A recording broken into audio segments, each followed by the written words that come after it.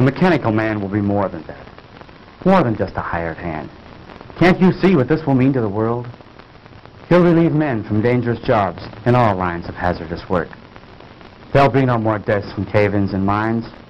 No losses from construction men falling to their deaths from skyscrapers. He'll take his place in these and many other positions where men lose their lives daily. Why, carefully directed, he'll be the greatest insurance to world peace that has yet been thought of. No. I haven't invented this man to be used as a handyman around the house. Of course, I didn't mean that. No, Madge. The mechanical man will be the answer to our future national security. I'll build thousands of them. Can you see an aggressive country attacking any country which has an army of steel men who can't be killed? But, Dr. Morton, I thought you were interested in this purely from the scientific point of view. And I am. But if I can give the world more, I'll not stop there. Now, Frank, don't get excited. Believe me, my friends, I am not unduly excited. But the prospect of what we are about to create here is tremendous. I can't help being carried away. Why don't you time out, Pop? You're right, Barry. I won't let myself get carried away until we see if we really do have a mechanical man who can do all these things. You mean you're going to do it now? Yes, now. Could I help you, Uncle Frank? What could you do?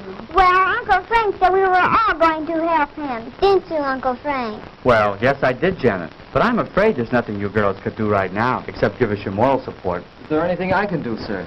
Yes, James. Would you connect that line for me? The one over there on the other side of the bench. Right. And, John, if you hold this left arm in place, we'll make that final adjustment we were about to make before Mrs. Morton come in. Higher. Certainly, sir. Can I help too, Pop? No, I'm afraid not, son. You stand over there with Mary and Janet. There'll be plenty you can all do later on. Oh, gee, I don't ever get to do nothing. You come over here by me, dear, and stay out of your father's way. Oh, gee. I think we've got it. That should do it, Dr. Morton. Well, I guess that just about gets it, sir. Good, good. Now we'll see if all our work has been in vain. Here, give me a hand. Oh, Betty, we didn't see you come in, my dear. Darling, you look so pale. I'm all right, Jim. I've been worried about you, but Mrs. Morton said to leave you alone for a few minutes. Yes, I'm afraid I've been behaving rather badly. Everything seems to be getting on my nerves now. Well, everything will be all right now, Betty. I'm glad you're here. We're just about to prove our experiment. Dad can make them walk, Betty. That's fine, Barry. I'll be with you in a moment, dear. Please go on. Don't let me interrupt your work. Come over here by me, dear. All right. Now, James, if you throw the switch up there. Right.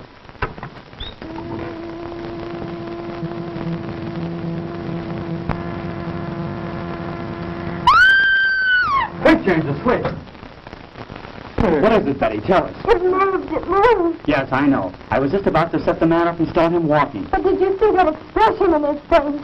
No, I don't know what you're talking about. There's no expression in his face, Betty. He's just a mechanical man. But he looked at me. I swear he was staring at me. There now, dear. You're all upset again. Come with me.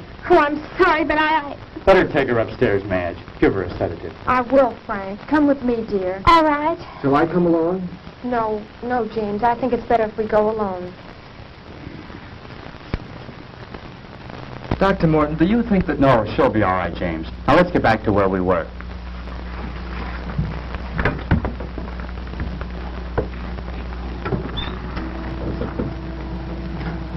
Hey, Pop, he moved. I believe it's working, Dr. Morton. Oh, Frank, he does move. He does.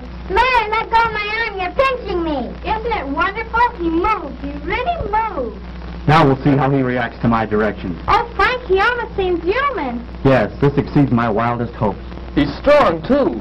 Just feel the resistance in his arm. I can see what Betty meant now. I could swear I saw him sneer just then. That's nonsense. This is a man of steel, John. He has no mind, no willpower of his own. You're all overwrought. As you know, he's controlled by voice impulses. Take one step forward. Wonderful. Wonderful. Now walk forward. Return to the bench. I said return to the bench. Stop him, James. Back. Back to the bench. Oh, so that's the way you want it.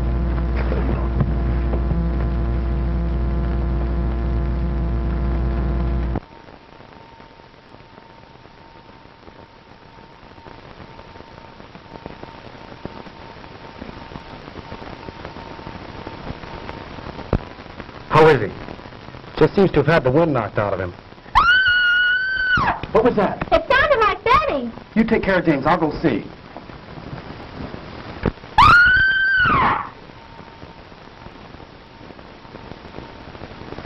Frank! Madge, what is it? Oh, it was terrible, terrible. The mechanical man. What about him, Mrs. Morton? He came into the room where Betty was resting. Go on. And he scooped her up in his arms and he carried her up. I came running down here as fast as I could. Come on, John. We've got to stop that thing. Yes, sir.